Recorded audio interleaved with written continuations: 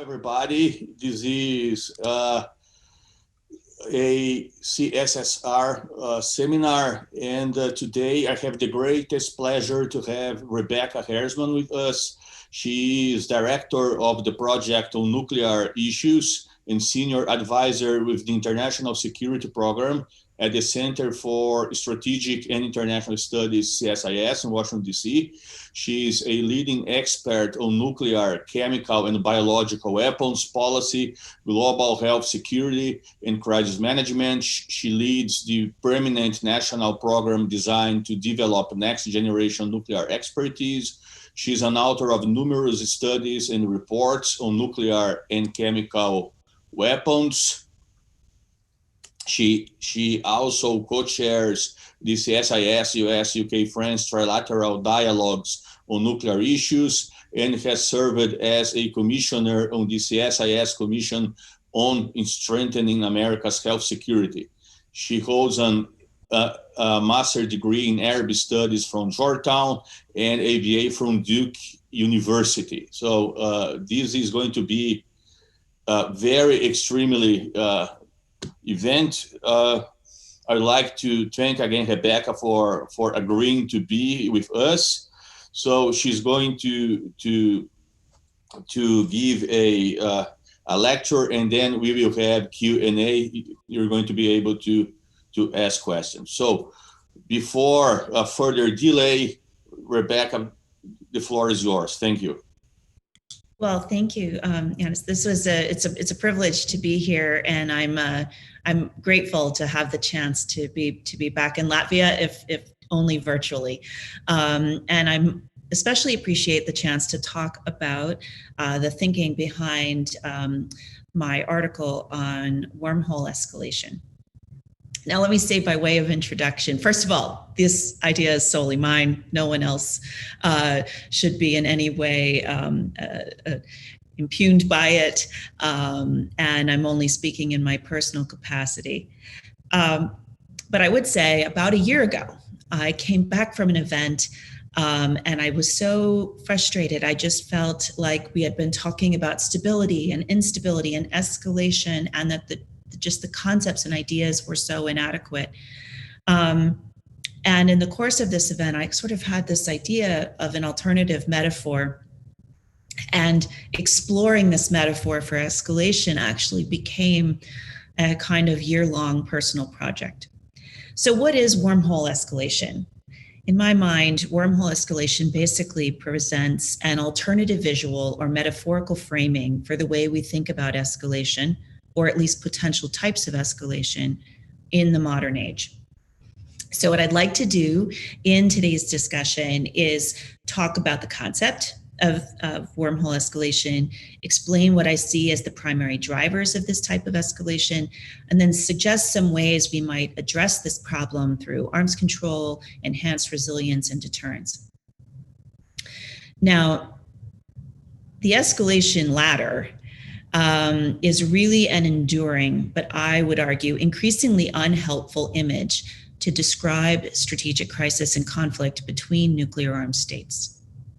While many have dismissed over time kind of the false precision of Herman Kahn's then original 44-rung escalation ladder, and the linear, orderly, and indeed almost predictable process it suggests, I would argue that laddered thinking has actually penetrated our collective strategic subconscious far more deeply and undergirds many of our deterrence concepts and many of the assumptions that belie our thinking.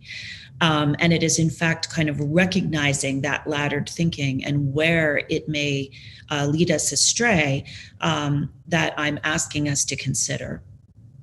Now, what is the fuel behind the need to think and to move away from this sort of laddered thinking?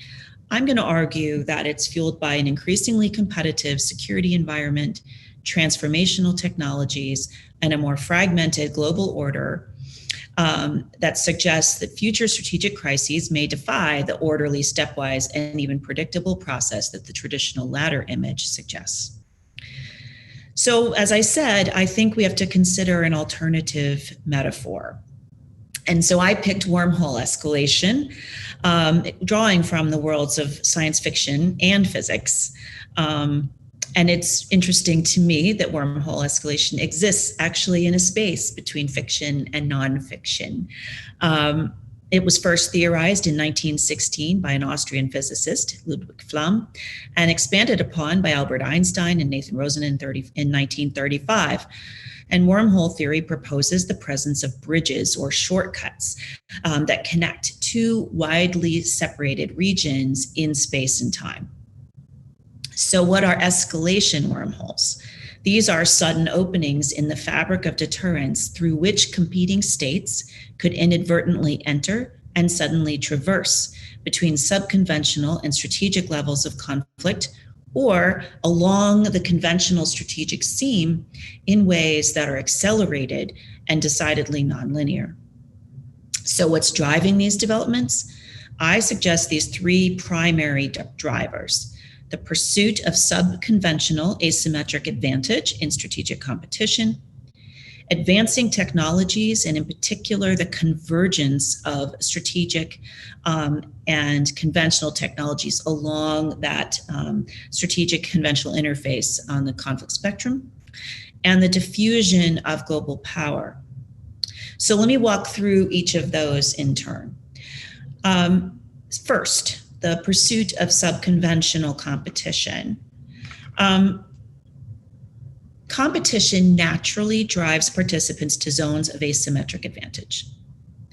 Both Russia and China have felt compelled to challenge institutional structures and avoid direct military competition, especially with the United States, while pursuing approaches to competition, what I say is below and beyond traditional one-upsmanship in a conventional military domain.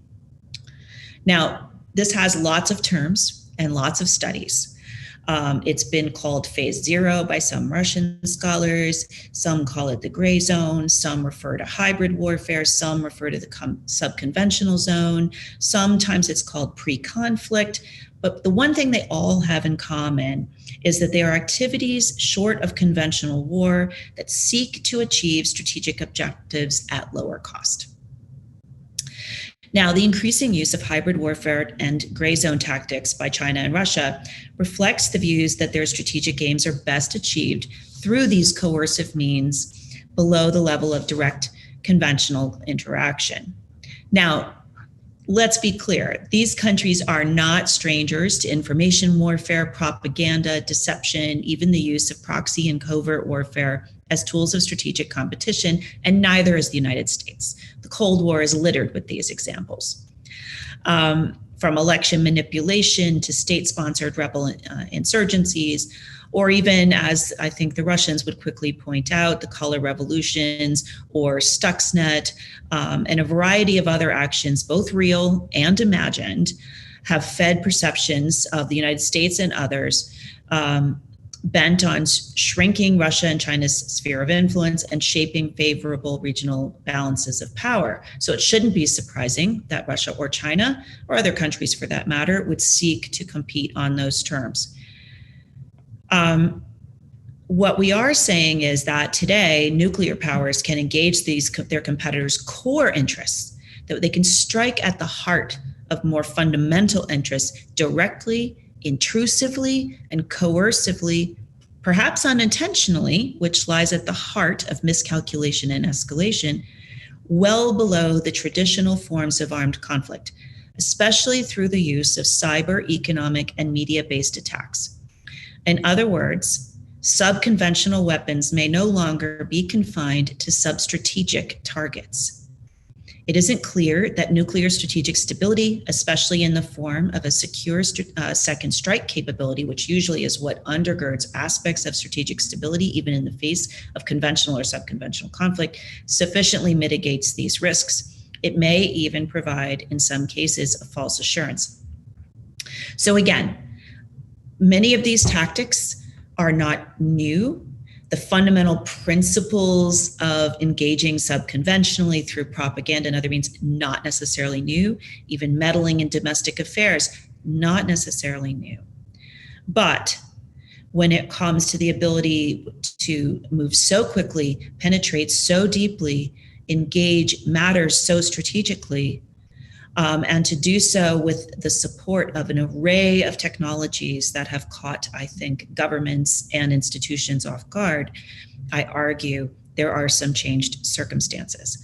Now, when we talk about the ability of powers to compete and indeed engage in conflict below the level of strategic conflict, this has often raised a second longstanding sister theory, I would say, in the nuclear arena, and I'll argue it requires a second look as well. In this, I'm referring to the stability-instability paradox that was introduced by Glenn Snyder back in 1965, I believe.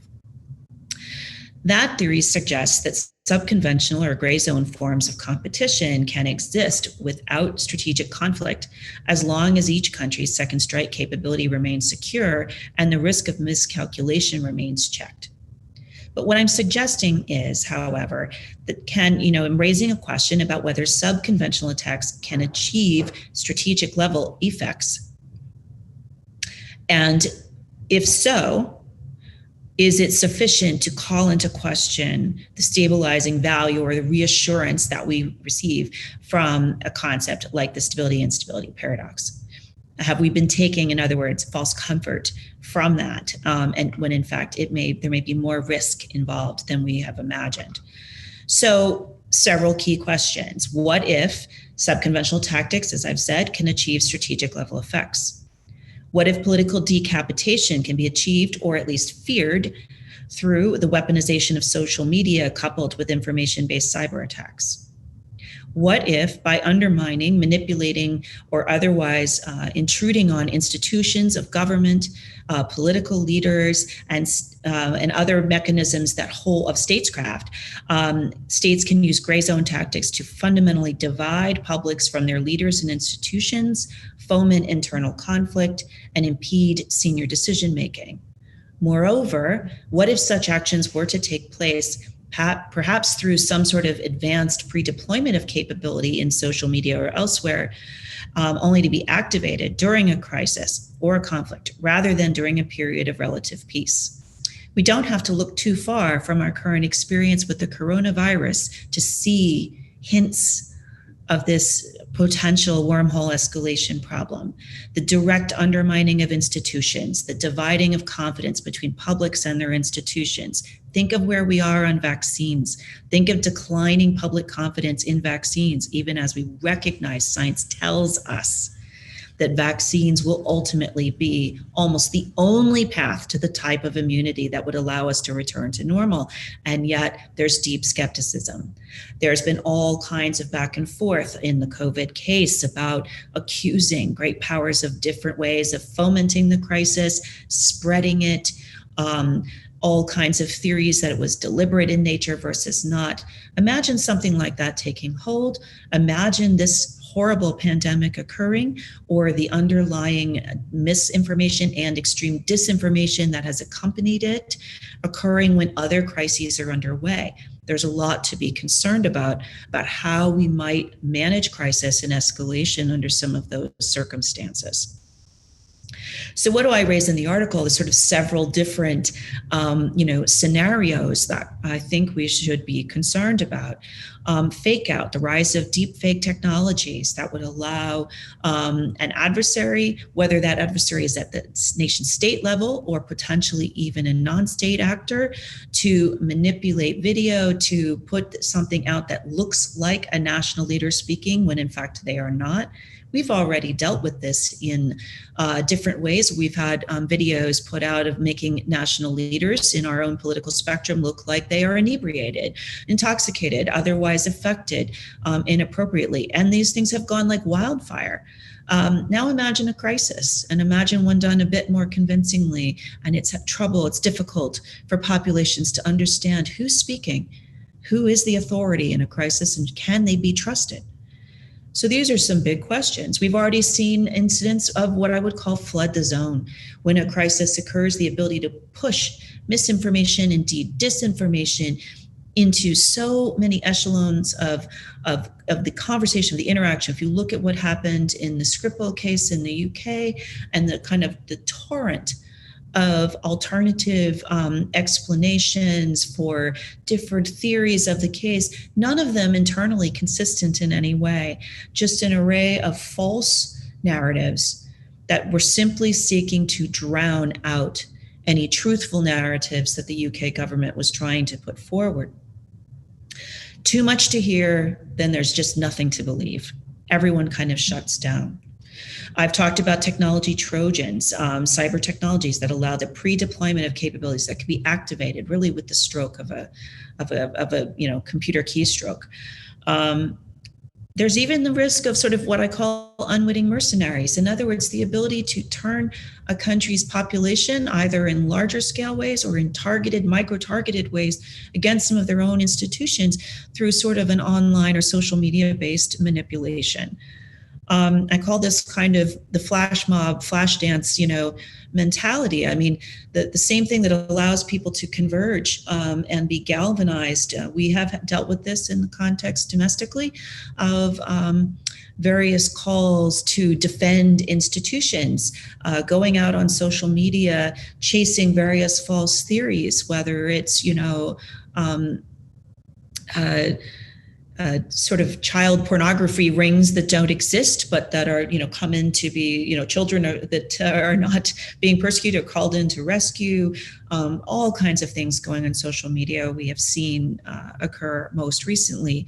Well, what if states are able to actually activate this type of behavior in a state and basically use a state's population against them, if not definitively, at least disruptively, in a crisis? It's a very frightening possible outcome. Now, add to that the way technology is increasing the vulnerability of groups and individuals to ransomware, encrypted bribes, doxing, and other techniques that make them vulnerable and increase the risk in some of these scenarios. Russia and China can use cyber networked influence operations to make their operations look homegrown, complicate attribution, and especially through the use of digital sleeper cells, these capabilities can lie dormant until awakened during a crisis. So through broad subconventional influence campaigns and the engagement of digital proxies, these states can hope to advance their interests without clear attribution, or they might believe without the risk of escalation. But are these strategies as low risk as they might appear? Does laddered thinking introduce false confidence in a buffer zone between gray zone conflict and nuclear war that may be thinner or weaker than otherwise assumed? Governments, or their bots, may start the war, but the effective weaponization of information through social media depends on surrogates, in fact, what we sometimes call influencers. These can be witting or, in fact, often unwitting participants in this disinformation campaign. They amplify messages, they lend credibility within their media circles, and they increase the originating state's ability to deny responsibility. Yet many of these surrogates, including the conspiracy theorists and online trolls who fuel today's information wars, often behave according to their own pathologies and may have little awareness or regard for the interests of the originating state. These sort of, partners of convenience, their interests may ultimately diverge. Traditionally, a state may recall its mercenaries, but in some ways, these online warriors acting against their own proclivities and interests may be far less recallable. They may further proliferate and distort and encourage false or harmful information in pursuit of their own interests or their own conspiratorial proclivities in ways that ultimately do not serve the interests of the targeted state or even the initial attacking state. So modern gray zone conflict is highly intrusive and intense. It introduces additional escalatory risks, I would argue. States, of course, still seek surrogates to wage wars of influence below the level of armed conflict. But today's proxies look a lot more like online trolls who can wander freely inside another country's digital homeland, enabled by advanced cyber and disinformation tools, weaponized social media. And this is a very different environment than the armed guerrillas who fought internal wars with black market weaponry in distant territories in the period of the Cold War. Since these new digital proxy wars do not take place on foreign shores nor beyond the public eye, but rather deep inside the respective homeland of the targeted nation, the geographic distance that cushioned competitive escalation risks is diminished. Also, state and non-state actors alike can engage those digital sleeper cells that can be awakened. Think Trojan horse meets flash mob. Now, imagine a future crisis with a determined and technologically savvy adversary who seeks to force a coercive outcome while avoiding attribution, maintaining deniability, and without having to fire a single conventional shot. For me, that is wormhole risk number one. Okay, so what's the second big avenue that we're concerned about in terms of wormhole escalation? And this, I would say, is the inclination of competing states to pursue horizontal escalation options, even as the separation between nuclear and conventional systems erodes. And this suggests that the risk of wormhole escalation pervade the upper levels of the conflict spectrum as well.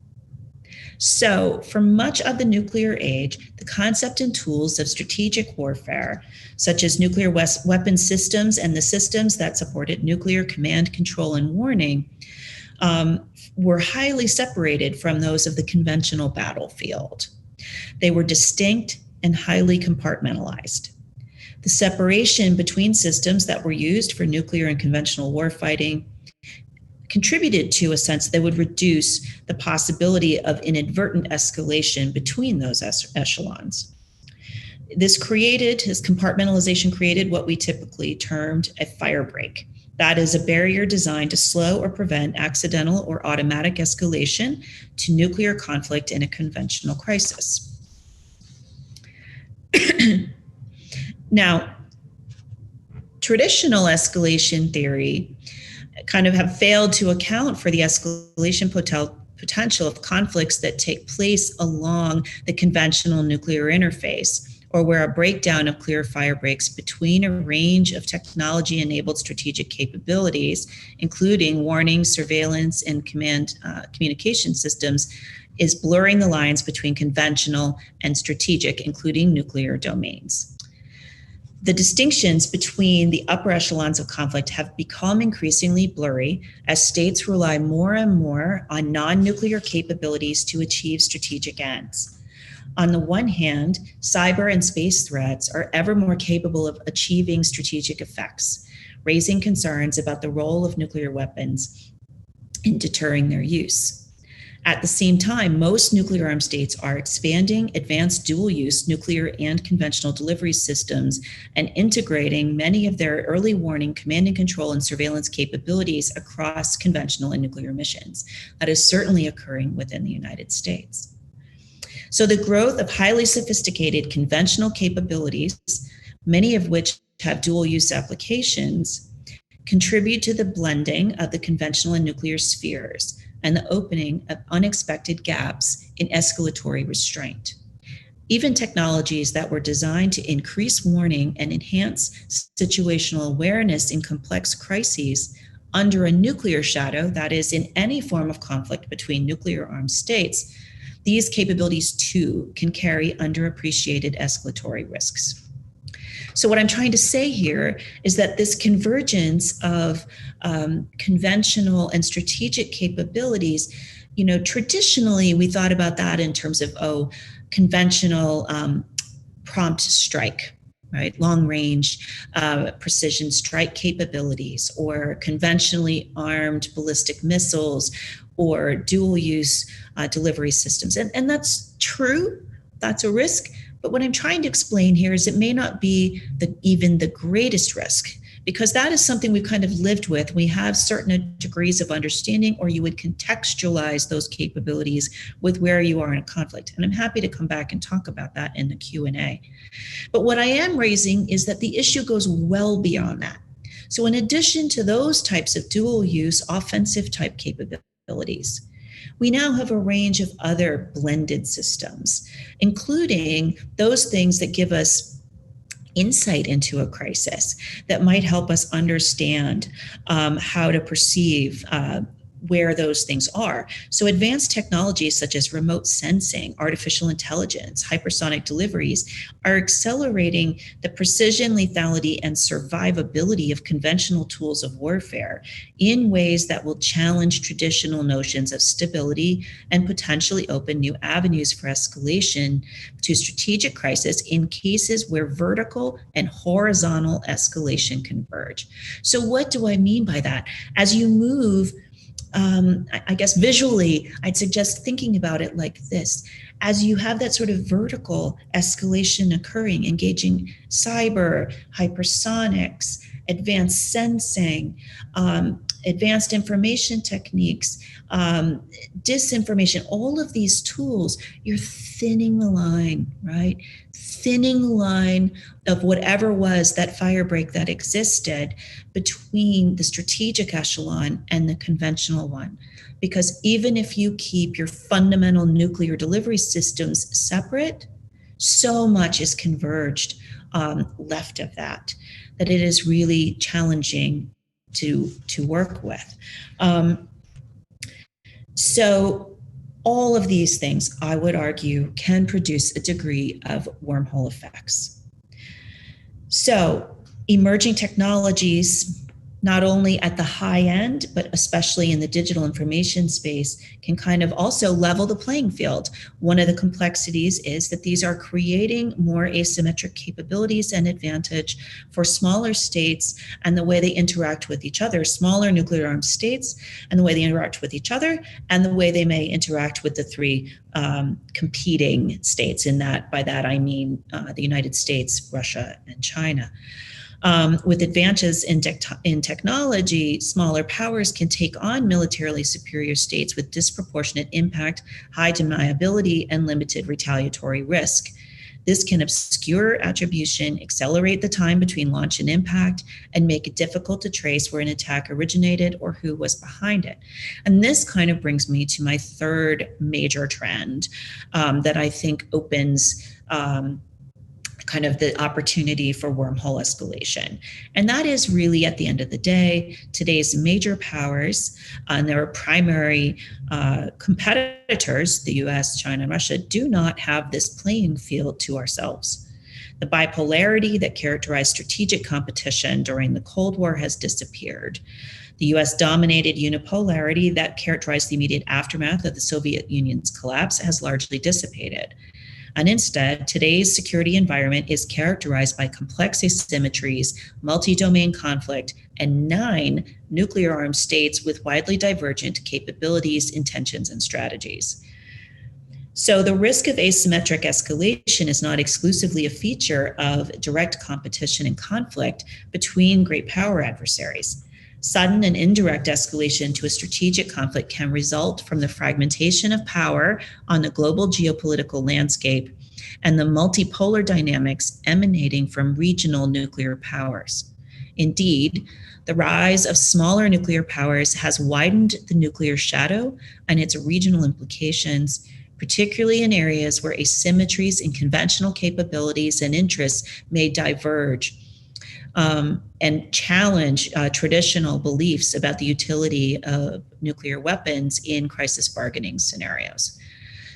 Just a few examples of this that I mention in the article where I think this has at least the theoretical potential.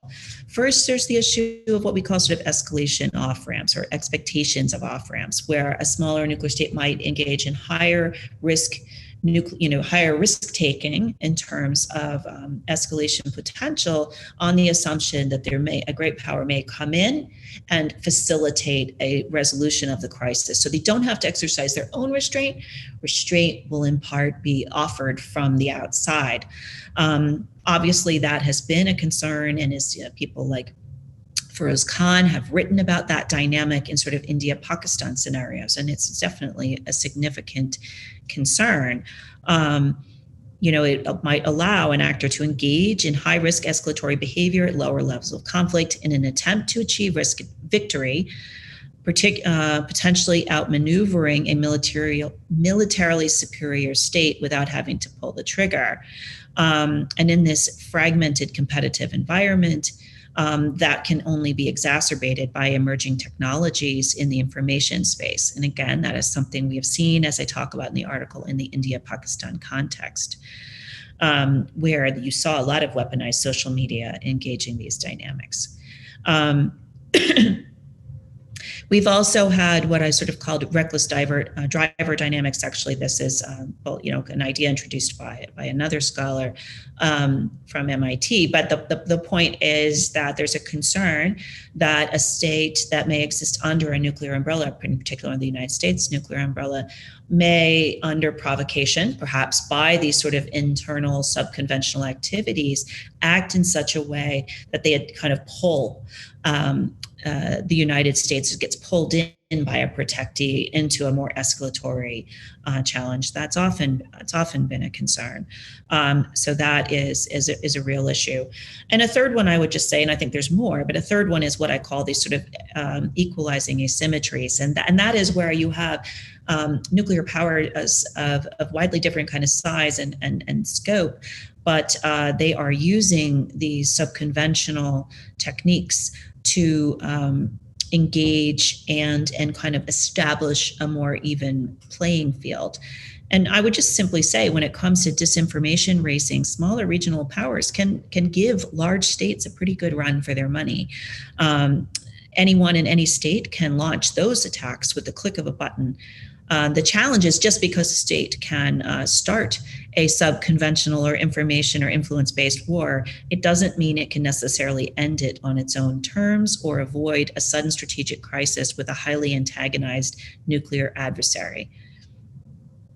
Moreover, in this fragmented competitive landscape, I would argue that the stabilizing benefits of transparency and an assured second strike are unclear for countries with smaller arsenals and limited strategic geographic depth. So we see that in the Middle East, you see that in South Asia, you see that in Southeast Asia, where this kind of creates the potential for a new nuclear paradox. That is, states strive to compete and win at the subconventional level or in the gray zone. The risk of strategic crisis may increase, even as the risk of conventional conflict between nuclear armed states declines.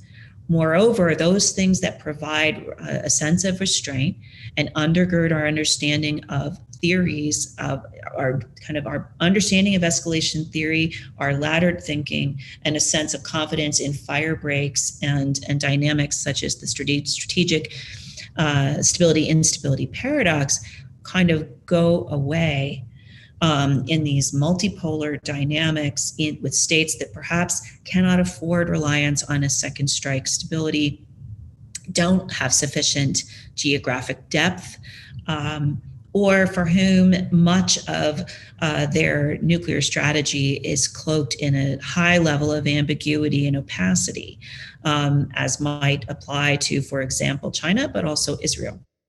And therefore, some of those other dynamics wouldn't come in.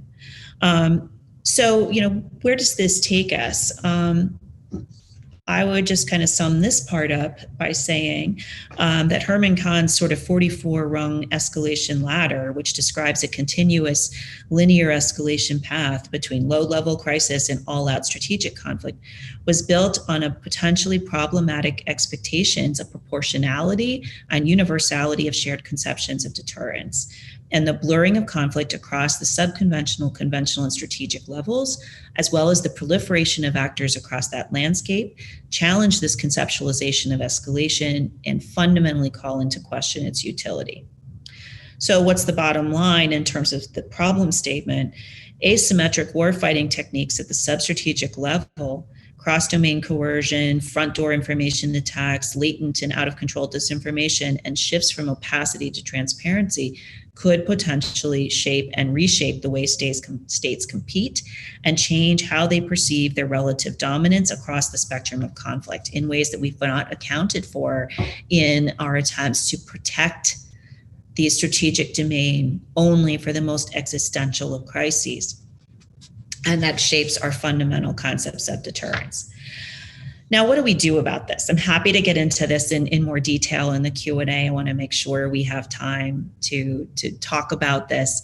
But there's a few core things we need to do, and they focus on, first of all, building resiliency. Second of all, enhancing arms control and tailoring it to a number of these sorts of conditions, and then rethinking some of the ways and ways we kind of invoke deterrence and think about, especially when it comes to integrated systems, think about alternative means of imposing some escalation discipline when we can assume that sort of traditional fire breaking probably won't be available to us as an option realistically. Just to flesh that out a little bit more, in the concepts of collective security, that's at the heart of resilience, right? That is that collectively, whether, and especially among allies, concepts like see something, say something can't just be about suspicious packages. They're going to have to include illicit and nefarious intrusions into the fabric of national life, the misuse of information, and the manipulation of kind of the public consciousness. That's going to be critical. Arms control structures and institutions, along with their mechanisms for dispute resolution and compliance enforcement, will have to work better. But it's going to have to move beyond the overly rigid and stovepipe approaches and incorporate alternative structures and models, such as the asymmetric use of trade space and innovations in participation. So we really are going to have to accept the fact that that line, that interface at the conventional strategic level is complex, it's multidimensional, and that difference states far more than the three kind of what we call the great power competitors, or at least some do. There's a lot of other players that exist there. So when we think about the the management of space, the management of cyber, codes of conduct, we're going to have to rely on those things, but probably rely less on what I would call disentangling. We're not really going to be able to go back and disentangle all of the military capabilities that are developed, as well as many of the subconventional capabilities that are required. And so we're going to have to think of different ways to try to kind of reinforce some and protect nuclear weapons from escalation to their use. And that's going to require some different concepts and structures. We're going to need to think differently about verification and compliance in the face of an increasingly weaponized information environment. We've already seen that in so many areas. As someone who follows on the chemical weapon side, this is coming to all forms of arms control, that we will operate within a weaponized environment, and where national technical means and nationally held information will be increasingly doubted. And open source challenges to that will have to be incorporated into the overall process. I think increasingly the accessibility, maturation, and diffusion of online platforms and digital tools are democratizing information that contributes to easy manipulation and misuse, undermines credible and authoritative sources of information, undermines the ability to kind of retain information as sort of nationally proprietary. And there's no going back. The explosion of international open source analysis means the days of proprietary, private, and official sources and processes as an exclusive means of verification, particularly in the form of national intelligence, I will argue may well be over, if not now, certainly within the coming decade. So influence and information operations can sow doubt and distrust in the public's views of established institutions. They can frustrate efforts to build multilateral consensus around treaties and their enforcement. And states will then be able to amplify effects, obscure attribution, and prime the information space to their advantage before, during, and after negotiations. So my point fundamentally being is everything I've described that affects how you think about crisis and escalation will also infiltrate the way that you work on the tools of mitigating that, whether that's in terms of arms control, the way you communicate policies on deterrence, and fundamental to all of that is building better information tools, better decision-making support systems for our national leaders, and finding better ways to consider risk when looking at crisis scenarios, and then bringing that into the conversation of the solutions space, whether it's on a deterrence discussion and how we communicate that, or other means of managing risk and stability through things like arms control. So with that, let me stop, but just suggest, a couple of things about wormholes. Wormholes are, by definition, there's a reason why, we're not doing space travel. It hasn't really worked. It probably won't work. And it's not likely to lead to safe outcomes. They are inherently and indeed catastrophically unstable. That's why time travel only works in science fiction. We won't really necessarily be able to write it out. So we've got to find a way to kind of thicken the layers and reinforce the fabric of deterrence in a way that does not rely on the linear predictability of our traditional laddered thinking. We need to try to avoid those wormholes. But another thing I would say, to try to end on a more positive note, is do keep in mind the same fabric weakenings that develop, that open that space, the same ones that could walk us to a crisis. Those wormholes can travel both ways. And we should look to explore ways to exploit that weakened fabric in ways that will actually reinforce and support effective crisis management that will lead to better outcomes that protect nations and their populations in high-risk scenarios, even such as the one we're all experiencing today in the pandemic, and that may open the door for countries to consider afresh new ways to come to multilateral negotiated outcomes as far more desirable than the risky world that a wormhole escalation theory might suggest. So with that, I will end, and I am happy to take all of your questions. All right. Thank you, Rebecca, for one of the most interesting lectures I took part in the last time. It's really, time really went so fast that I couldn't even see 4 or 5 minutes already. So so I invite the audience to use the Q&A button and ask ask the questions by reading, or you can write asking me to open the microphone. So please. I know that my colleague Tom Rostock had a question. Tom, I'm going to open your mic so you can.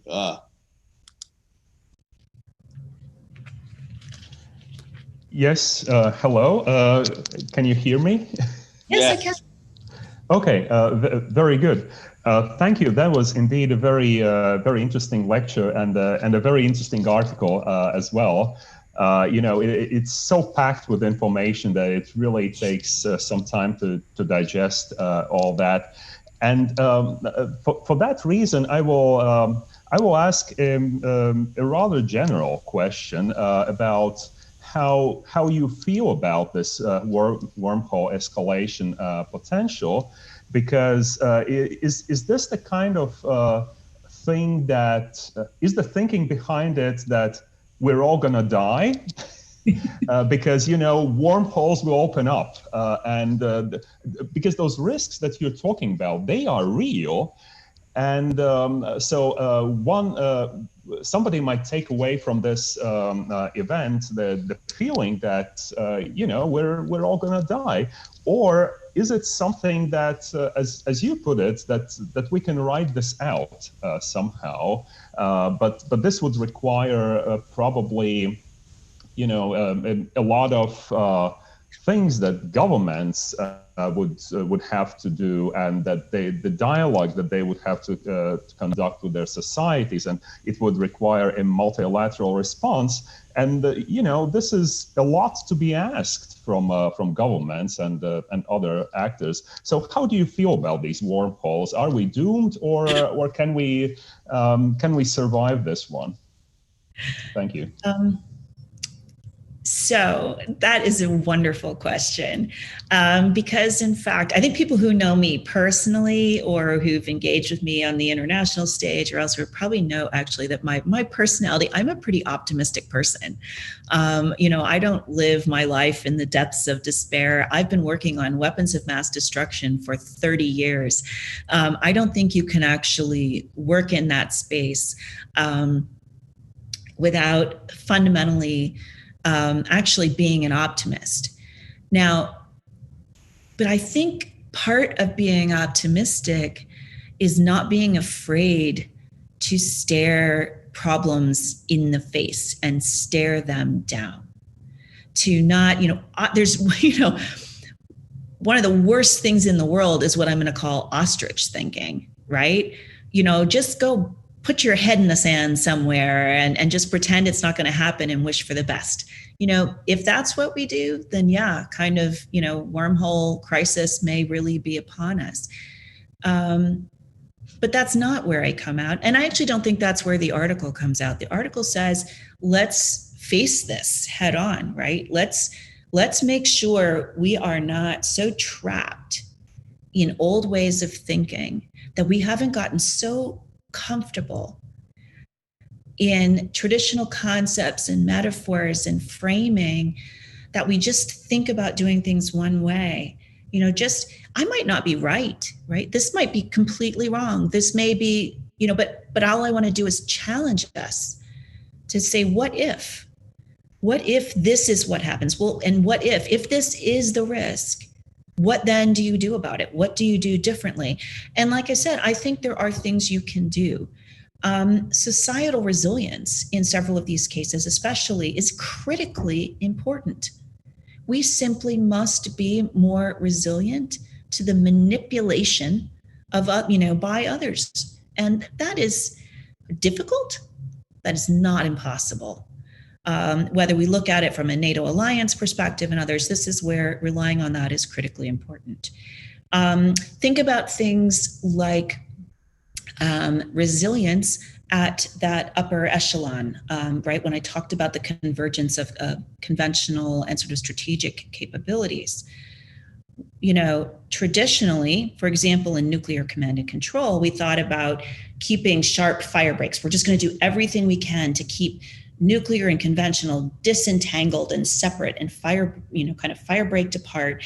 And that's how we will protect escalation.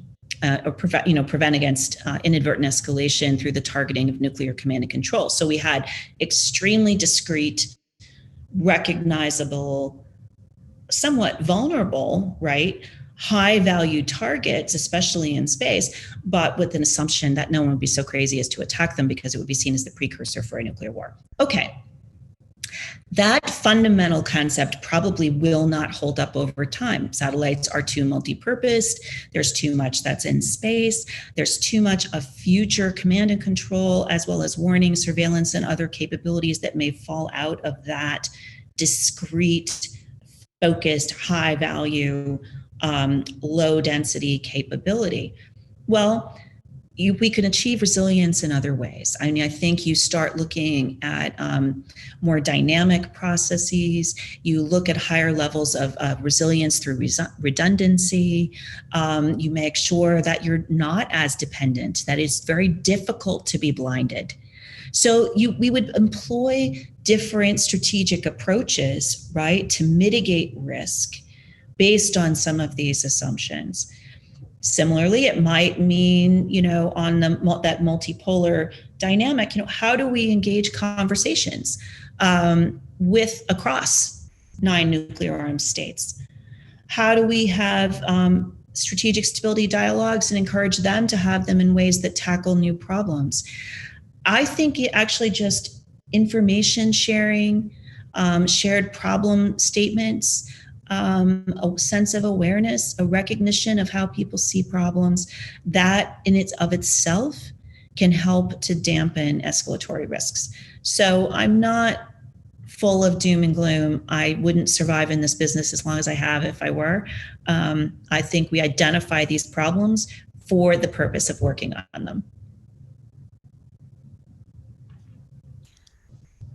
All right, I have one question from my colleague Eva Berzinga, and the question is, what is the role of comprehensive national defense in dealing with the security challenges you described? Thank you. Thank you. When you think of comprehensive national defense, is that a term that you kind of assign to the way you look at your national defense, or how I would think about it in terms from a U.S. perspective?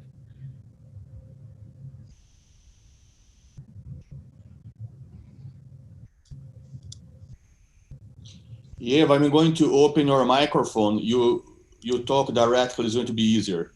Yeah, please. Yeah, hello. It's nice to meet you. Pleasure to, do you hear me? Yes, yeah. Okay, hi, good to meet you. Yeah, I think it will be easier for me to say it while I talk. Actually, I mean, not specifically my country, but I'm not sure that it's exactly what you have in the US, so I will rather explain it. So in short, this is the way how do we enhance our self-defense capabilities by approaching whole of society and whole of government approach. And so since you mentioned resilience, especially in your final part of your talk and in the way how you answered the previous questions, so I wanted to ask you more specifically about this security strategy. How does it fit into the perspective that you described? Oh, thank you for that elaboration, because actually I think it's absolutely critical. And I think that a country such as yours probably has been, forced to consider this kind of comprehensive approach. Now that I understand what you mean, so not only what you might put off in terms of your national defense sector or your kind of defense elites, but engaging your whole entire population to be more resilient. I think that's critically important. And in many ways, I think a country like Latvia can help demonstrate to others how this is done. And it's not by dictating to our populations what they should think or controlling the information they have. That's not what we do as democracies, but we can help them to be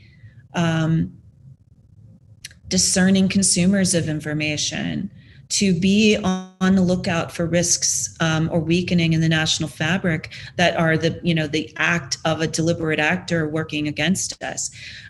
These gray zone tactics have come very close in the Baltic states, as they did in Ukraine and elsewhere.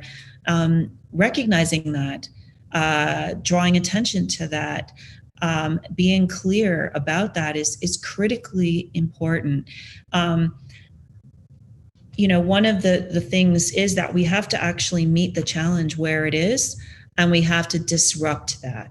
That doesn't mean we necessarily go to war over everything or use military instruments of power in all cases, but it is important to disrupt those types of attacks and to counter them through resilient societies. It will make those techniques much less appealing, and it will raise the costs for using them. And again, I think you could say this in the information setting, but I think you could see it in other ways. I mean, I see this, for example, even in the area of targeted assassinations, and where that has occurred, and where the UK, and I follow chemical weapons as well. And so looking at the use of Novichok agents, if you compare incidents over time, in terms of these poisonings and targeted killings, I think it's important to engage and respond, and to treat them like the act of aggression on the international stage that they are, and the misuse of our multilateral instruments. So again, I think the point is we do need to respond. that an integrated defense posture strengthens our overall resilience, improves our ability to withstand these types of attacks.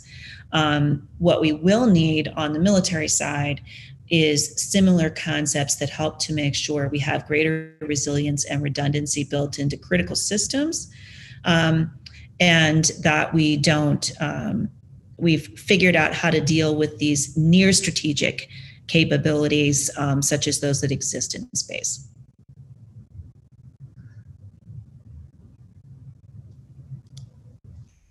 Okay, all right. I have two questions of another colleague. Yeah, she's a little bit shy to ask the question. So, the first question is, which could be the ways to how to exploit the weakened social fabric in the interest of general public safety? How to exploit the fabric? I think maybe we mean to actually reinforce that fabric, right? So I think what we really want to do is actually reinforce the fabric. And I think for that, we just, again, some of this is in the management of information, and but some of it is also in holding public figures accountable for the information that they use. That is also critically important. So how do we teach ourselves, our parents, our children, our extended family members, and everyone we know on Facebook, right, to be discerning consumers of information? That's point one. Point two, how do we reinforce confidence in our institutions of governance, our institutions so that we can kind of reinforce those capabilities and make sure they are trusted in times of crisis, whether it's today and it's our, the WHO internationally or our own CDC. Let's make sure that there's trust in those institutions and trust in the information that they provide. I get so upset every time I hear of another child dying of measles or some other communicable disease, right? Because the anti-vaccination, or what we call the anti-vaxxer community, somehow has convinced loving parents to go to Facebook and crowdsource information on sick children, whether that's about responding to the flu and using flu shots or measles, right? Look at what has happened internationally on measles. It's really a very good example of this. We need to rebuild faith in institutions so that we can rebuild faith in institution-based information. We need to question, through effective critical thinking, information that comes to us from alternative sources, and make sure we are discerning consumers of the information that we use. Otherwise, we are simply participating in the undermining of our social fabric. I've often described this, the anti-vaxxer situation is of grave concern. It will be of growing concern as we go forward in the pandemic, but it does not stop there. The way that measles, even pre-pandemic, was sort of raging across the globe, largely because of the fear that has been instituted in terms of, one of the longest and most effective vaccines we have. And why am I talking about that at the same time I'm talking about nuclear deterrence? Well, because actually this is a harbinger of the dynamic I'm describing. A society that can be more resilient in the face of the anti-vaxxer community, right, will be more resilient in the face of these other things. And, let there be no mistake, this sort of Trojan behavior that I was describing has deliberately tapped into these vulnerable communities that are triggered and play off the anti-vaxxer community. So there's direct intersection and not. So see something, say something, right? It starts with our families, it starts with the people close to us, and it starts with rebuilding our institutions. And then it goes to our political echelon to similarly be disciplined in their consumption, use, and sharing of information, something that has, I won't get political on my side, but this has, clearly not really happened. And we've lost a bit of control of that. And we've got to work on, in my opinion, getting that back. I think that social media will have to recover. So it's not all about the social media piece, but I do think some of that societal resilience factor very much lies in that space, and we can absolutely do better. Okay, more questions, please. Lucas, would you like to ask the question yourself? I'm going to open your mic. Please ask the question yourself. Okay. Hi, I'm Lucas Malewski from Leiden University. I wasn't entirely clear on what the role of disinformation and subversion is in wormhole escalation, since the way you described it really suggests that it inhibits and slows down decision-making through bad information, lack of public support, attribution issues, these sorts of things. But these issues seem to me to be something which act against escalation, or perhaps in favor of de-escalation. So I was wondering whether or not you could clarify the relationship further. Thank you. And again, this is a theory. But I think it interacts in several different ways. So let me try to pull a couple of these threads, and if I don't get at all your points, please, pull it up again, because there's several different aspects of this. So how does it potentially contribute to escalation?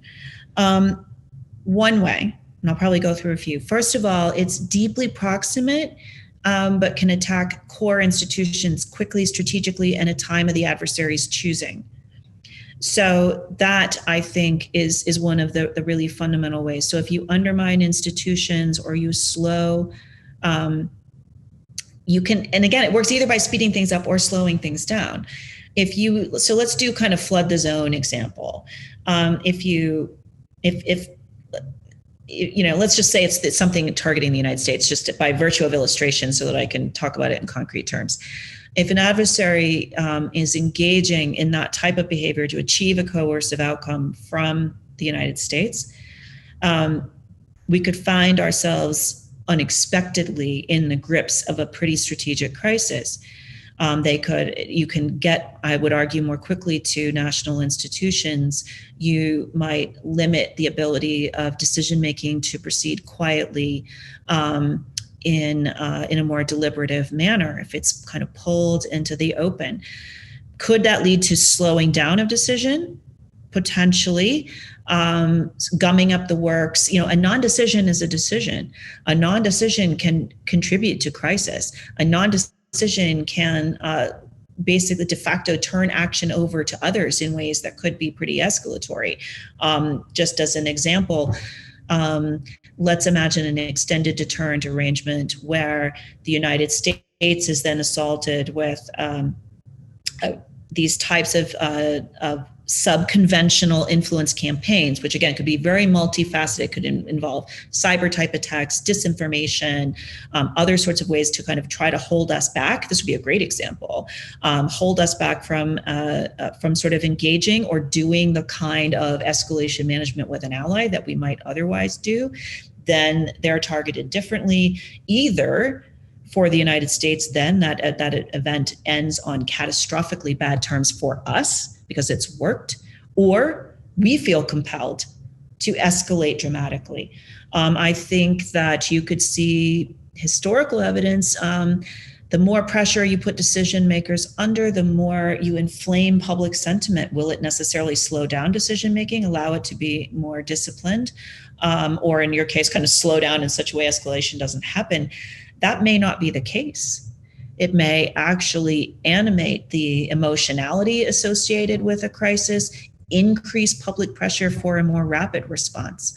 So I could really see that cutting both ways, but what they both have in common is undermining a more deliberative process of bringing information to a decision maker and creating the space to really work through how to manage a crisis when you have your entire population potentially highly inflamed, or you have micro-targeting that's going on, that's targeting certain areas and creating specific problems that are very internal. I will simply say, I don't think the US is used to, we're kind of used to kind of being on our own over here with oceans on both sides. And I don't think, especially in a crisis, we are well accustomed to the idea of that kind of direct manipulation, and I do not think it will sit well under those circumstances. So it could speed things up just as easily as it could slow things down. Okay, thank you very much for that. Yeah, and let me know, did I miss a piece of it? There's a lot of different ways this could go. I think that was useful. I think that was fine. Yeah, thank you. Okay, thank you. More questions? Hi, this is Toms Rostoks again. I have another question. The question is about the perception of adversaries, and your article has been published in a Western academic outlet, but do adversaries understand that their actions, that some of those actions that they clearly aim to be below the threshold, for instance, are there any indications that they understand that the consequences of their actions could be larger than intended? Do you see them as reckless, or do you see them as cautious, if you have looked into that subject? Thank you. So you're right. I wrote in a Western publication and for a largely Western audience. And I don't claim to have, especially in the case of China and Russia, a lot of kind of regional or language-based discussion and knowledge. That's not as much my background, although I have dealt with those issues over the course of my professional career quite a bit. But what 30 years in national security has taught me is nothing is more important than problem sharing, understanding, right, how someone else perceives risk, where they perceive a challenge, where they feel vulnerable. And one of the things that I encountered over years in government was the importance of finding ways to articulate things that frighten the United States, either for frighten us societally or frighten our government, or fears that we may have of how something may unfold. I actually kind of coined a way of describing this, is that part of national security diplomacy and crisis management is convincing others of real fear. And I found in so many times that part of that conversation, why I think things like strategic stability or strategic security conversations between states are so important, is that we tend to think that the other party isn't afraid of anything, and that everything they're afraid of is really just a manipulation tactic to try to achieve some sort of end, when in fact that's really not true. I'll try to give you a specific example, but parsing for things I don't feel comfortable saying on a kind of an open line. I spent a lot of time in the years between 2012 and 2014 engaged in a wide variety of diplomatic activities with allies, with close partners, but even with states that did not see eye to eye with us on the issue of Syrian chemical weapons. One of the very first things we had to do that actually took almost a year of diplomacy was sort of convincing people in all of those countries and in all of those categories that President Obama's concern about the transfer or use of chemical weapons was, to use my phrase, a real fear. It was a genuine security concern which would drive him to action if compelled to do so, because it was perceived as a real risk, not as just sort of a tactic to fight another, foreign war, not, kind of playing into some other dynamic, not part of some big, great power game, none of those things, that in fact, it was an authentic fear.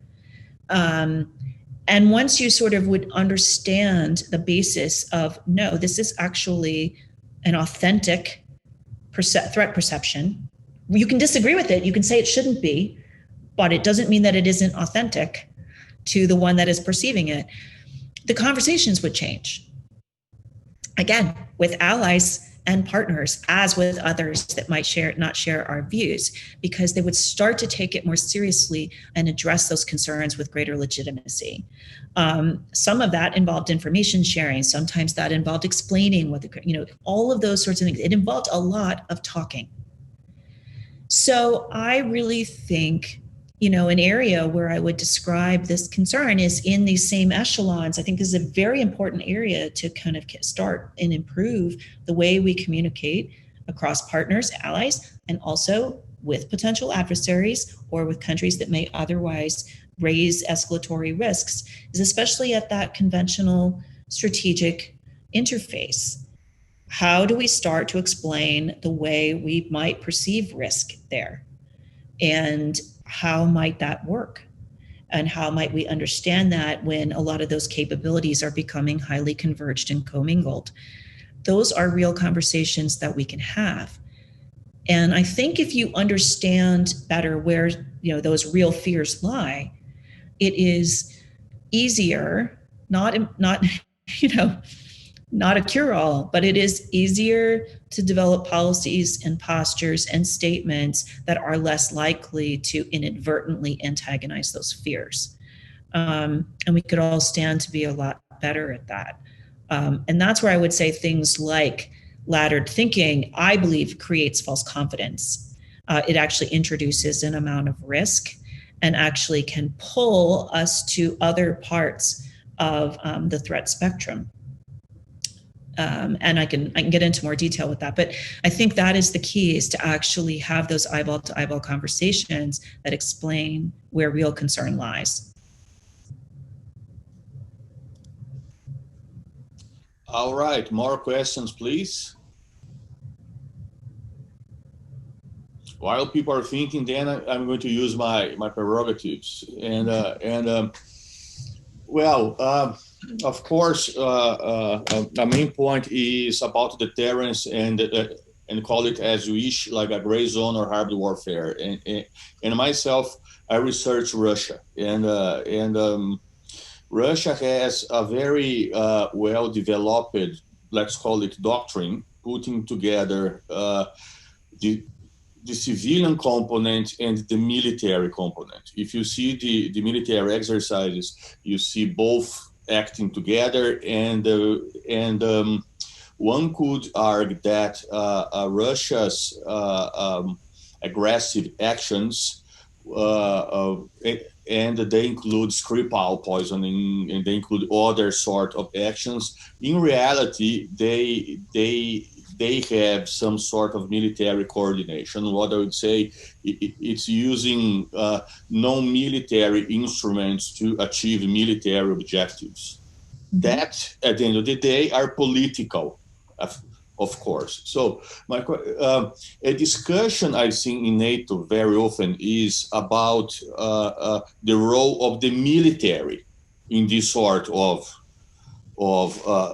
aggressions, meaning what the military can do, because in the West, the mandate of the military is limited, because after all, we're democracies. Russia doesn't have this boundary. So in your opinion, what would be how the military could help to mitigate this wormhole escalation and the risks associated? Thank you. Sure. Well, as I described, right, I think there's sort of three big lanes, right? And again, they could all interact. They could happen together in a crisis. We've spent a lot of time on the sort of the subconventional types of attacks, those that use kind of all tools of national power. And I recognize and agree with your description of the Russian strategy of kind of coercion to achieve outcomes short of war. So I said there's two others, right? One has to do with this kind of changes on the geopolitical environment and how that's going in terms of the diffusion of power. So if you think about it this way, your earlier colleague talked about the importance of integrated national defense in kind of creating a bulwark. I would say that is probably the primary means on the subconventional. It's not the only, and I'll come back to NATO, but if you don't have that strong national basis amongst all those NATO partners, you're going to have a really difficult time navigating this subconventional attack, because one of the things they're doing, right, is bypassing the integrated NATO structures and going directly for nationally oriented levers of power. So you've got to have that strong reinforcement, that basic level, as we always require in an alliance, that you need to meet certain standards and minimum standards of self-defense. And I'm simply saying that self-defense needs to be fairly comprehensive and multi-domain. Now, the middle lane I described, that's one of where we have to look along the interface of the conventional nuclear echelon and look for the potential of wormholes opening as that fabric sort of thins at that level. That is a very important space for NATO and for a military alliance, because we are going to have to come up with some better ways to think about the way we go through emerging technologies, anything from hypersonics, missile defenses, cyber, space, as well as kind of NATO's role as a nuclear alliance. So when we start to put all of those pieces together, NATO, just like everyone else, is going to have to reduce the amount of stovepiped thinking that it does by trying to keep everything in its own bucket. Because the reality is that I don't believe China or Russia is keeping those things in buckets. They don't acknowledge our taxonomy of problems. They have their own taxonomy, and it works across those domains. So I think that there's a critical role. That third lane, which had to do with the broader sort of geopolitical trends and how you avoid circumstances where you kind of have pushes and pulls that don't comport to escalation theories and things like stability and instability, of how we get pulled into that. There's a lot of diplomacy to be had there. There's a lot of engagement on the part of NATO nations. There could be potential requirements for NATO partners in terms of how they engage responsibly on those issues. Could be a way that we might think about that. Certainly there's an area of outreach and engagement on those topics where those risks could be introduced and discussed. So there's that kind of role on the part of the alliance that's important. It's also important for alliance members under certain circumstances to think about how they may contribute to dynamics like break failure.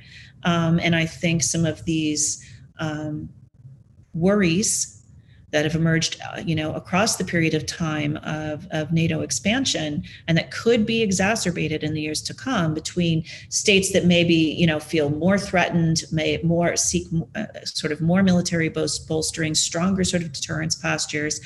It's a bad delineation, but the kind of new NATO, old NATO type divisions, those could play out even within the alliance out of that sort of third vector. So I think that's the third space where sort of an alliance and a military alliance has got to be extremely mindful of where it may be playing into wormhole escalation.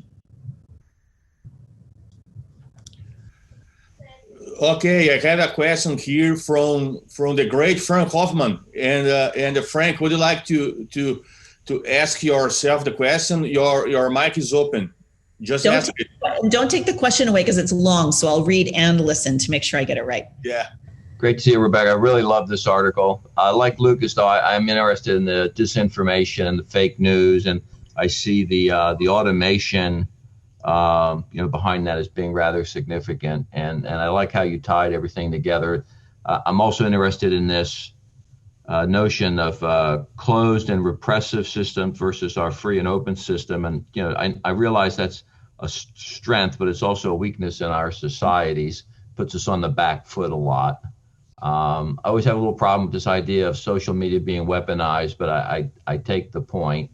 But I also feel that back here in Washington, we're not very well organized at the intelligence level or in the operations community or in the senior policymaking community to react, to identify these campaigns and respond to them. I think we're, as you said, stovepiped.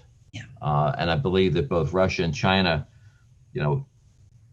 doctrinally, organizationally, and from their strategic culture are far better organized than we are to deal with multidimensional capabilities. A word and a phrase that I tried to use 15 years ago and couldn't sell multidimensionality. But my bottom line question is, do you think we need, either in Washington, a different structure, or do we need in NATO perhaps a different structure or a fusion of capabilities and authorities, perhaps below the NAC, down to the MC and below, that can have exercises, doctrine, and delegate authorities to respond in the information domain a lot faster than we're currently doing it? It's a hard question. It is a hard question. And, one of the things I want to say about the article in general is, I'm the first one to say this article is me attempting to ponder out loud, right, some questions that are confounding me. So I'm prepared to be wrong in whole or in part, but I just don't think we've really thought through this problem. I think that our thinking when it comes to escalatory risk has gotten really lazy, and it's gotten kind of ideologically driven. And as a result, we are not very good at challenging ourselves to think, well, what happens if, what happens if, what happens if? And so really at the end of the day, that's what I would want people to take from the article, whether it's at the disinformation stage or anything else, is just that we should be challenging ourselves to think about this. Now, do I think I'm sort of onto something? Unfortunately, I think I do. I don't have to look too much further than pandemic response and other things to be like, oh, what's an adversary going to learn about us this way, right? We look quite vulnerable, in my opinion. We are a society that is surprisingly easy to divide. We are undisciplined in terms of information, both at the national level and elsewhere. We have such open societies that the ability of these things to come in and take hold pretty dramatically are there. And the tools for analyzing this, understanding it, educating ourselves are not all there for us. The technology runs ahead. So we have a lot of work to do. And I just think recent crises suggest that we are more deeply vulnerable, even at a strategic level, than even I may have thought, honestly, when I first started writing the article a year ago. So I think we really need to think about the types of vulnerabilities that are there. And it makes sense. Yes, I think Russia and China have a degree of strategic advantage, an asymmetric advantage in this space. They have more societal control. They're better able to kind of raise their own walls against some of these risks. It's imperfect. They kind of force us to kind of engage in difficult moral dilemmas about whether or not we want to fight the same way. We have societal, is this fighting dirty or not? There's just so much going on here for us. We're very uncomfortable in this particular set of asymmetries, and I think we're particularly vulnerable. So now, organizationally, here's my problem with organizational solutions. I am very wary. I have been burned too many times in 30 years in this business, where simple, we'll just organize this together and that'll solve a problem. And it never really works. You just can't make a czar for everything. You can't centralize things, and you can't centralize anything that is this pervasive, that is this comprehensive. This is really going to require more of a raise all boats type perspective. But what I do think is that it's less about how we organize, more about how we think and how we engage science, data, and technology with strategy, policy, and decision making. And that's really, I think, the key things. Those two pieces have got to talk to each other a lot more. I don't think we can organize our way into that, but we might be able to process our way into that. We might be able to establish procedural mechanisms. We might be able to exercise in ways that force those conversations. We might be able to convene at the government and non-government levels to force those conversations in. So I think there's a lot we could do in terms of process, engagement, problem development, and so forth that I think would really help. Well, thank you. That's a great answer. The question has come up in some NATO circles, and there's some different perspectives. So I'm glad to hear yours, and I agree with yours. Yeah, I think if we could do even the kind of awareness raising, having those NAC conversations to say, what about these types of concerns? How do we deal with these sort of echelons? Encouraging them to incorporate some of these themes and concepts into the exercising. You do a number of those things. Again, I think more aware, perception of real fear, we could go a long way. And then we can decide what organizational constructs solve more problems than they create. Yeah. And I take your point on the organizational fixing and moving the chairs around, although I do like some of the experiences over the last 10 or 15 years on the counterterrorism side with cross-functional teams and integration of some capabilities to get things out of the NSC staff where they don't belong, but also to have cross-functional coordination. So I agree with that. Yeah, I agree with that as well. I just think there's been sometimes a proclivity to go like, oh, that worked there, loud. Now let's just do it here and here and here and here without really thinking organically about what does this problem call for. Thank you. Sure. Okay. After such an interesting question and interesting answer. Okay, we have so let's do the last question and from Aruna Penkus. Would you like to?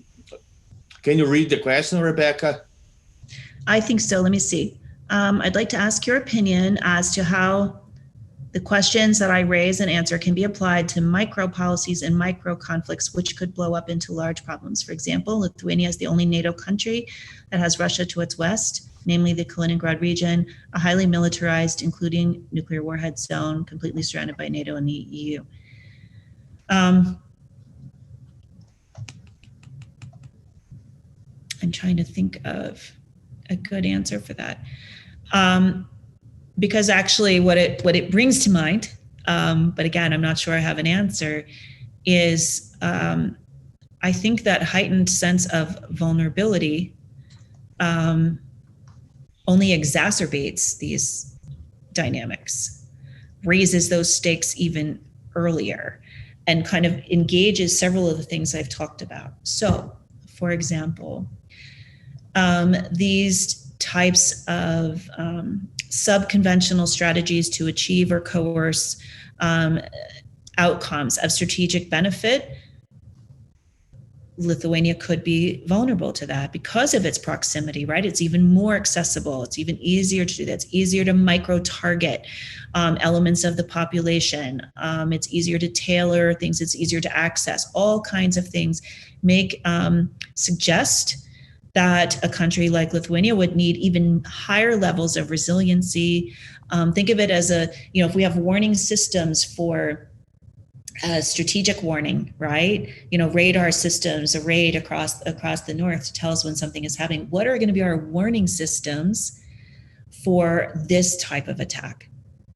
And then for a country like Lithuania, what is the role as the tripwire? We think about our conventional forces in a tripwire way.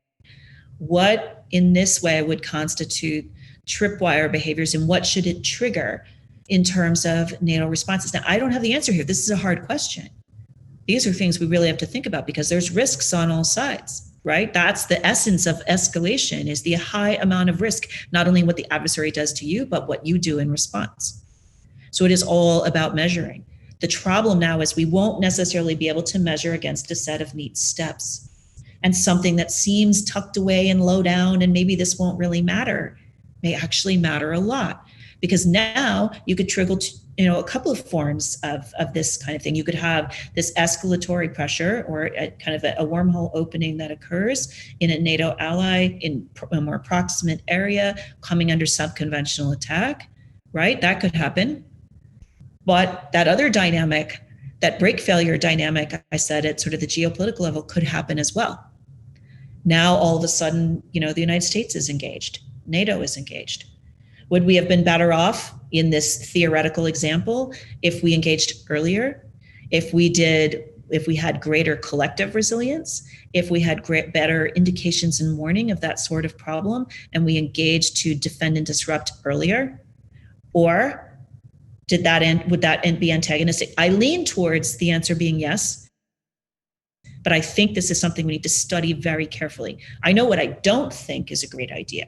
What I don't think is a good idea is ignoring that problem, treating it as a quote unquote non-military problem, therefore not on NATO's set of responsibility, engaging in ostrich thinking until that free rein that was left open at that subconventional level is followed on by a more rapid moving attempt to establish some sort of fait accompli on the perception that we will not necessarily respond. And suddenly, at a very strategic crisis level, we are engaging in far more high-risk behaviors because we didn't understand the nature of interests and escalation at these lower levels. Now, we are at a classic strategic conflict. And I'll go a step further. One of the things that I would raise concerns there is I personally believe things like lower yield nuclear weapons, or having lots of discussion about kind of low yield or limited nuclear war, including most, as you probably know, Baltic scenarios are sort of, kind of the favorite for war game exploration of this topic. When we look at that, my concern is when we treat our perception of gap in the escalatory, in the kind of deterrence framework that raises risks of escalation, we have gone to nuclear solutions. We have pulled that up to that echelon, but have left a fairly free playing field below there. That, I think, is absolutely critical. So what does that long answer mean? It means it matters what happens at the substrategic level.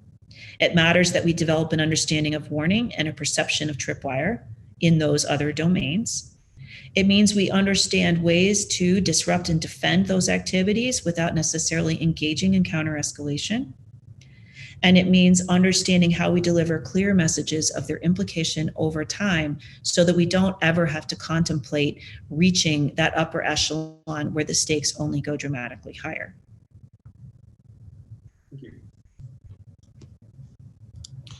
Okay, on that final wonderful answer, I'm going to thank Rebecca very much for being with us. I would like to remember our colleagues listening to this webinar that next Tuesday, 10 o'clock in the morning, Lagos time, we will have a discussion about Nagorno-Karabakh. You're all invited to take part. So, Rebecca, thank you again. It was really great to see you and listen to you. Lots of food for thought. Thank you, everybody who joined us. So, goodbye and all the best. Thank you so much. I really appreciate the chance to talk to you all.